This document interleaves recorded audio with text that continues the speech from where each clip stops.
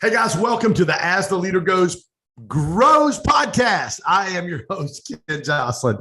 I have got a very special treat for you guys today. A dear friend, part of our GSD community. She's out on the West Coast. Dude, she's crushing it. 3 days to cash flow ebook. She's a high performance coach, a business coach, an Airbnb mogul. She's a bikini contest future winner. She's running a triathlon. This chick has overcome so many things in her life. She's the founder of the Level Up community, author of Habits for Radical Success. I could go on and on and on and on, but without further ado, my good friend, Melissa Jackson Vogel. What's up, girl? What up, dude? Nothing better to do on a Friday morning than freaking this. Come on. Good to see you. Hey, take a minute. A lot of our audience is going to know who you are. You spoke at our Create conference last year with Jesse Itzler, John Maxwell, just a crew of amazing friends of mine. Take a minute, tell our audience where you are and a little bit more about what you've got going on right now. Yeah, absolutely. So I'm from Idaho, born and raised, self-educated from the age 9 up. Last thing I was educated about was how to multiply fractions. Taught myself with a 6-year-old GED book, came from poverty. One of my first bedrooms was a closet, completely self-made, worked up to 4 jobs, put myself through college and began overhauling operations for businesses at about the age of 16, 18, and then writing business plans for major tech companies at the age of 20 and 21. Went on and graduated with 2 degrees while working 4 jobs and putting myself through college while being chronically ill. So it's been a hell of a journey, man. You've said that a few times because that just rolled right off your tongue, girl. Actually, I haven't, but I mean, you know what I'm saying? You just the life of a communicator and a podcast host. Exactly. She hosts a top-rated podcast as well. You just listed a ton of different things. One of the things that we talk about, or really our mission, we're super passionate on this podcast and what I do in life in helping leaders, business leaders, build confidence, gain clarity, and create community. And you talked about one of my first bedrooms was a closet. Mm-hmm. And growing up in an environment like that, it's hard to develop confidence. Mm-hmm. It's hard to be confident in the gift that God's put in you and the vision that God's put in your heart. Talk to me about where that confidence came from, Melissa. How have you built confidence starting with the start that you had? So, I mean, it came for me from a very religious background. One of my favorite family members passed away when I was probably like 6 years old. She was my great grandmother, and she used to be a preacher and a pastor.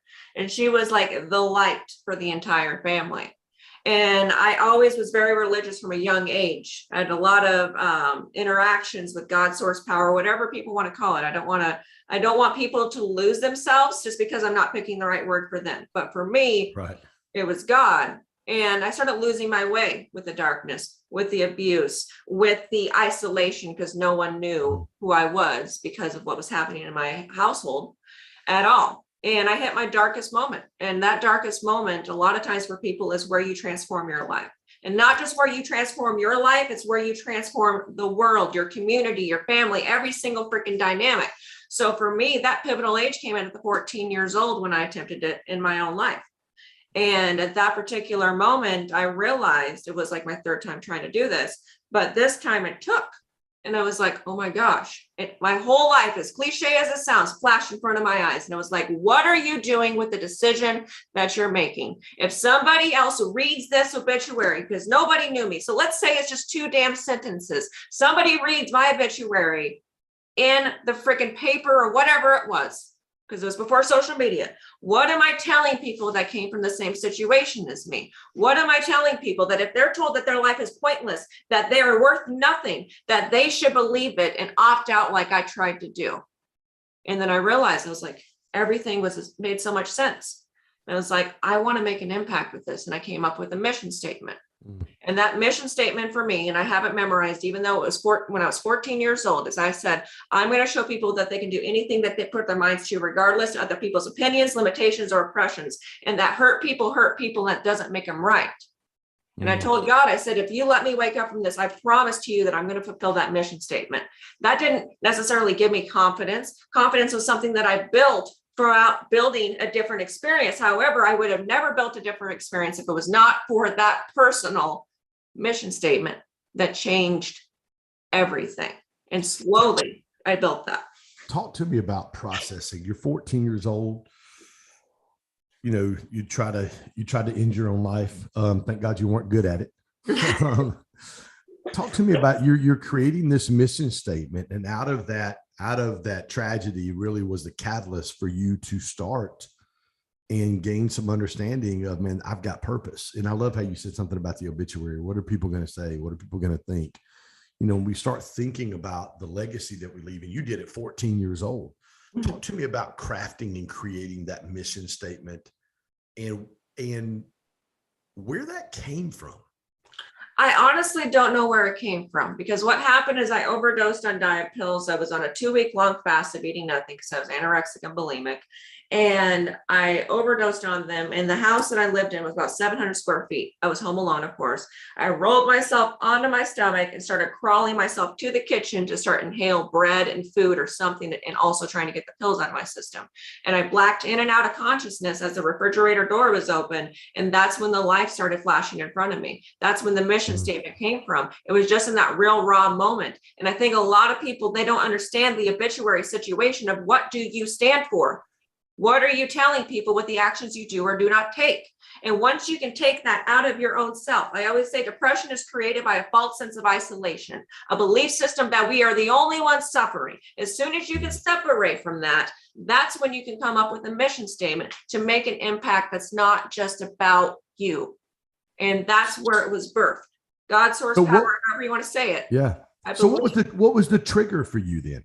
You just talked about the trigger in that. What was the trigger? Was it your attempted suicide and you're like, oh my God? Mm-hmm. Absolutely. Yeah, there was that thought process of what am I telling people if I follow through with this? It was that thought process of hurt people, and that doesn't make them right. People hear that statement. I'm not original in that statement. But what people don't understand about hurt people, and that doesn't make them right is hurt people, and that includes themselves. Because you are a person as well.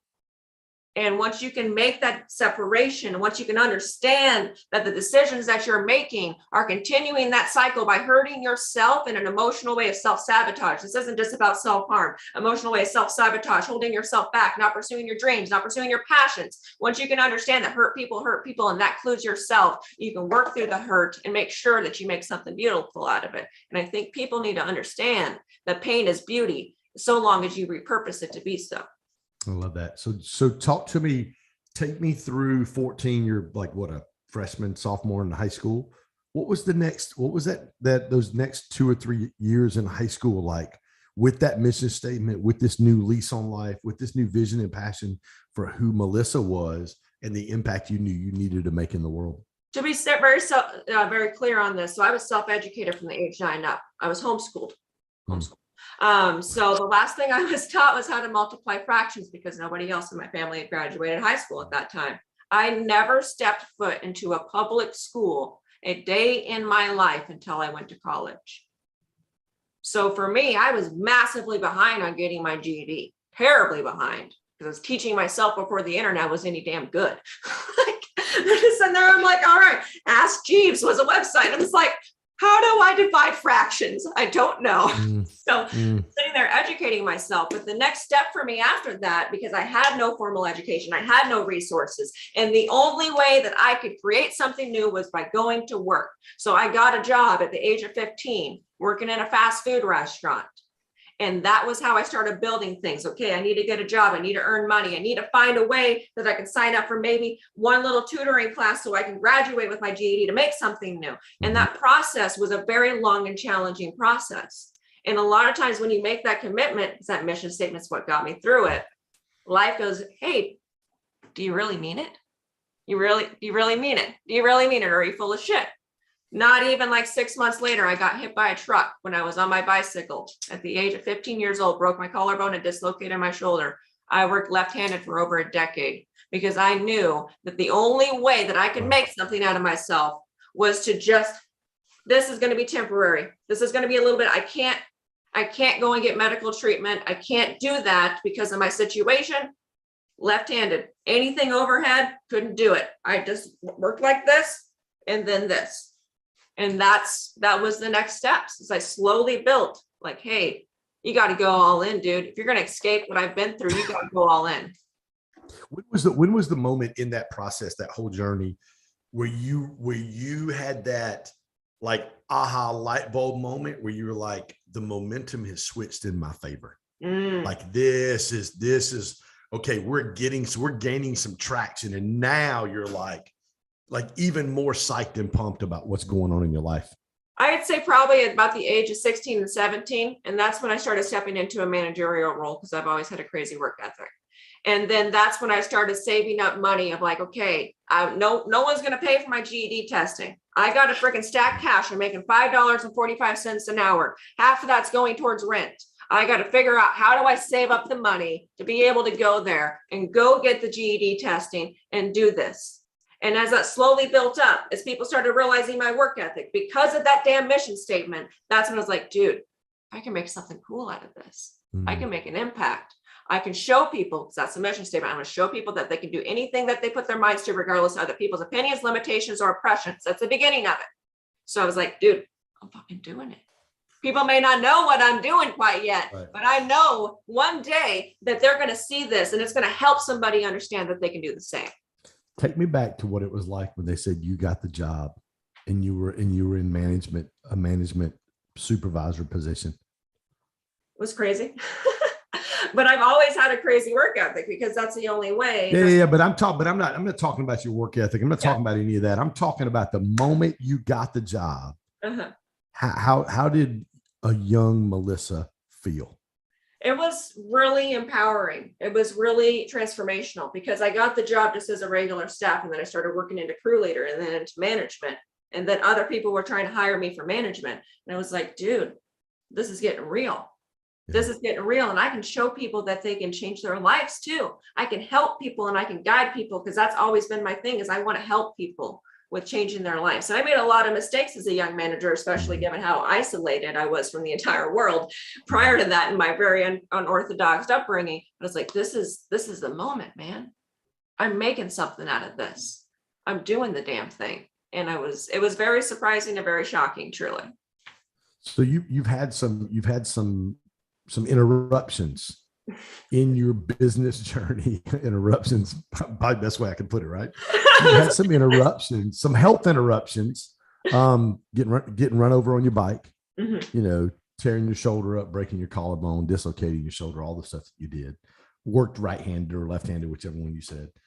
You worked without the use of one of your arms, basically, for a long time. And then talk about the next kind of obstacle you had in your health journey and how you've overcome that, and how we were talking about off air just a minute ago, and how I believe it's helped. I believe it's helped form you and shape you in a way that you probably would not have been formed and shaped had you not had to go through that trial. Yeah.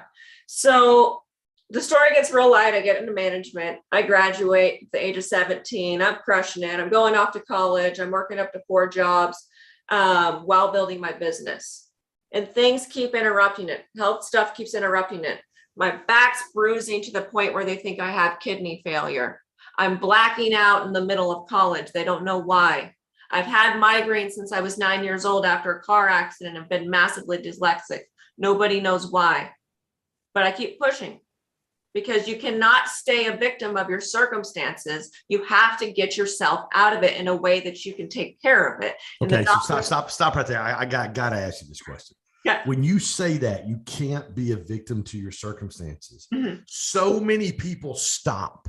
Yep. So many people wave the white flag. What in you kept you from waving the white flag, and what in you, because I know your life journey. So what kept you from giving up? What is it in you that said, no, I'm not going to give up. I'm going to push forward? So it's that mission statement, man. You can make a lot of commitments to things, but I would advise people, religious or not, if you call it God, source, creator, whatever the hell you want to call it, that's one thing you don't fucking lie to. You don't say, hey, God, I'm going to do this. I promise. Please save my life. And then you're just like eating Cheetos and ho-hos. And you're like, fuck it. You can't. When you make a commitment and you mean it, And Tony Robbins talks about this. When you make a commitment, when you raise your standards, you can never go back. When you grow your mindset, you cannot go back to the negative small thinking. That's not optimal. That's not something that you can even do. Like, you have to make that commitment. And that commitment is what drove me, because I promised that I was going to make a difference. I promised that I was going to make something by myself by leading by example. I'm not somebody that sits there and says, Billy, you need to do this, this, and this, and is full of shit and doesn't do it my damn self. I got to lead by example. That's where that mission statement came from. So as I proceeded and I worked the freaking 4 jobs of putting myself through college, well, I had migraines, while I was blacking out, and nobody could figure out why. I just kept going. And I was like, stopping is not what's going to fix this. You cannot stop in the middle of a negative experience, because all you're going to do is put yourself in purgatory of that adversity. Wow. So I started working through all that. And at the age of 25, I finally quit the last night job. I graduated with 2 business degrees. And I was like, I made it, man. I made it. I got the dream house. I got the dream car. Everything's great. Yeah, I still feel terrible. But maybe if I don't work 4 jobs, I won't feel terrible. That wasn't the solution. They found out not even 3 months later. I quit the last night job. It was 2014, October 2014. January, I couldn't remember how to get home. My right hand curled up like a freaking claw. My right foot, I could barely walk without a limp. And I'm interviewing neurosurgeons, and they tell me, Melissa, when did you have a stroke? You show the signs of somebody that had a stroke. When did you have a stroke? So they start doing nerve testing on me, and they start digging into it, and they look and they find out that I have a condition called Chiari malformation, where your brain physically doesn't fit into your skull. And that car accident when I was 9 years old triggered the symptoms, and they could not fix it. My brain went from being 1 millimeter herniated to about 5 or 6 within 1 year, meaning my brain was going into my neck massively, going into my neck back here, hanging out of my skull, just chilling. Massively within a year. So I was like, okay, I need to get brain surgery. I don't have any options. I'm a big fan of the rapper NF. He has a song that says, make it or make it. These are the options. I had no support system. I had nobody to fall back on. I couldn't get on disability. I got to make it or make it. So I got the brain surgery, and I worked the day before. And then about probably a week and a half, maybe 2 weeks after getting the back of my skull chiseled on and my brain chiseled on. And then I had to get 11 additional surgeries to avoid them from cauterizing the back part of my brain. I got to make it or make it. These are the options. So I just kept hustling. I kept going. I kept rebuilding after that, after all the procedures and after every step, because that's the only option that I had. And what did that look like moving forward for you after the surgery? Was there relief? Tell us kind of where you're at right now, and how you're living with that condition now and doing a lot of the things that you're doing. So for me personally, it helped. It did. I can open my right hand. That's cool. That's pretty neat. but it helped a decent amount until other symptoms trickled in. And after all those procedures, I couldn't be upright for more than 3 hours without blacking out. I kept trying to go back to who I used to be. And often when adversity hits, people try to do the same thing. People are like, I want to go back to how things were before COVID. That's not how it works, brother. Freaking 2019, you cannot handle 2022. I guarantee you, because you've gotten stronger through the process. But so many people try to go back to who they used to be. And that's what I did. I kept being, I could work 4 jobs, put myself through college. Let's work 18, 20 hours a day. Nah, that's not what happens. You got to build a new you. I was blacking out every 3 hours, and then I'd be bedridden for like 3 days. So I was like, okay. And I know you say this, incremental, not monumental. I was like, I cannot fix everything overnight. I think of a Will Smith quote that says, you not build a wall overnight. You lay a brick as perfectly as a brick can be laid. And eventually you look up and you have a wall. I'm like, I can't go back to who I used to be. I got to build the new me, the new Melissa that can handle this and make something beautiful out of it. Back into that mission statement, right? So I started doing a habit a week, and I did it week by week for 2 years straight. That's how I auditioned for The Voice. That's how I run 3 companies now. That's how I did a 100-mile bike race. That's how I'm going to train for this bikini competition. One small habit at a time to build the new me that can handle the adversity. You've got some amazing goals, but the bikini competition, I'm like, hats off to you, girlfriend. I'm fucking terrified, man. I'm not going to lie. But that's I bet. That's the thing. You got to do what scares you, because that makes it so other things, when they punch you in the face adversity wise, or you're sitting there with no self-confidence in a boardroom meeting, you can be like, listen, I outsmarted some of the top neurosurgeons in the United States. Listen, I auditioned for The Voice and I knew I was going to get eliminated, but I did it anyways because I was scared as fuck to sing in public. Listen, the last time I was on a bike, I got hit by a truck. And also, I don't know when my chronic illness is going to flare up. Am I going to be stuck in the middle of this freaking street, not able to get home? I'm going to conquer that one small habit at a time and build the person in myself to build that self-confidence. So how much has your brain conditioned sharpened you and given you and helped you understand resolve and the ability to overcome to become who you are today? It was huge. It was absolutely huge. And I don't want people to sit here and think that I woke up after the brain surgery and was like, I'm going to conquer the world. And that's not how it worked. I was a victim for like a year and a half. I pity partied. I mourned. I was upset. I was angry at the world. I lost sight of the mission statement. I felt like everything that I worked up to for that point was literally for nothing, that I wasted my entire life and that I was cursed. And I'm not just saying that now, that's what I believed. I would say to myself, all of that was worth nothing. I'm fucking cursed. The world doesn't want me to be successful and this sucks. And then I started realizing whatever changed my mind, and I saw this often, and it happens pretty consistently, but not all the time with Chiari, to be very, very clear. Some of the audience that I know listens to this has Chiari. It's not always, but it is sometimes, from my understanding, I'm not a doctor, a risk. There's a 17-year-old girl, had the same brain surgery I did, was doing great, graduating high school early. She booked an appointment with her neurosurgeon because she's like, something feels off. I don't know what it is. I don't know what it is. Something feels off. She died the day before her appointment with her neurosurgeon at 17 years old. And I'd like to say she was the only, but she wasn't. That happens sometimes. Why? On a scientific level, your brain sagging into your neck, it puts pressure on your brainstem. Your brainstem controls everything within your body. You get strokes, which I don't think I had a stroke. I think I just had brain damage from it beating into my skull, to be clear. They were just like symptoms of that. But you can have spontaneous strokes. You can have sleep apnea, neurological sleep apnea. You just don't wake up. That happens. And I started realizing, dude, you're being a victim, man. There are people that are having back-to-back full-blown brain surgeries, people that would give anything in their damn life to be able to even have those 3 hours that I had at that time. What am I doing with it? I'm being a victim on it.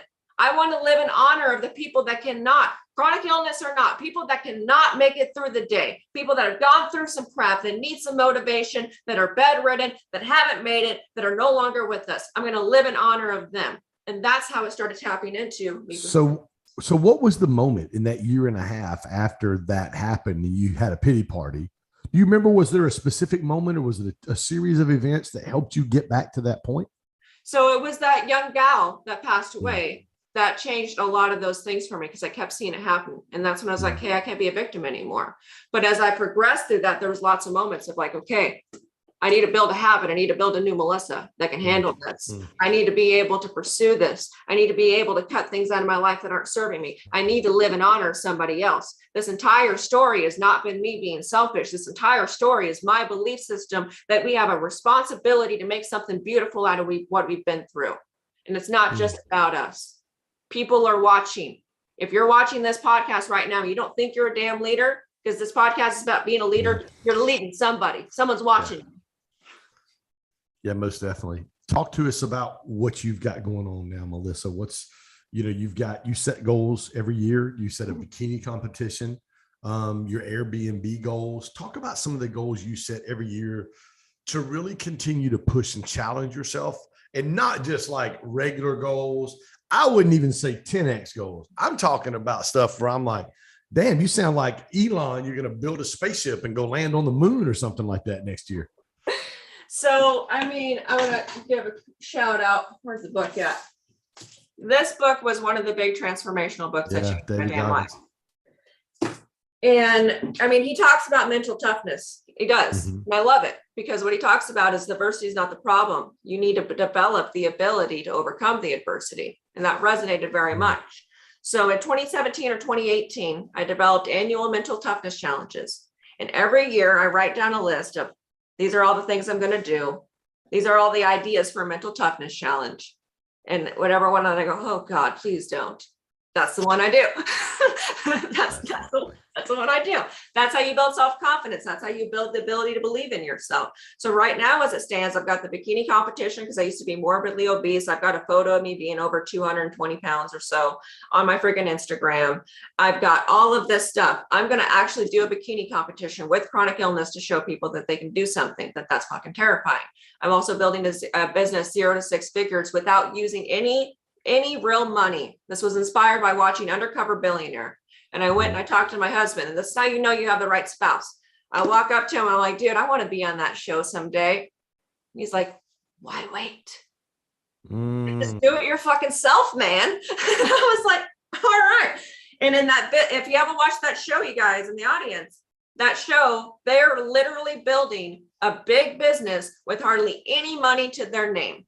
And I was like, I'm going to do the same thing on my own level. It's going to be a little bit different, but on my own level, not using my big connections, because I'm very well known in this community, all of that stuff. I'm going to do it pretending to be nobody. And I'm going to build a model that allows people to get out of poverty, because I know what that's like. Once again, sleeping on the floor, sleeping on the closet, all that shit. And I was broke as hell even when I was an adult. I'm going to build a model that helps it so the single moms can get out of poverty and have passive cash flow without buying real estate, without having to have thousands upon thousands of dollars or investors. I'm going to build a model that makes it so people can make income passively.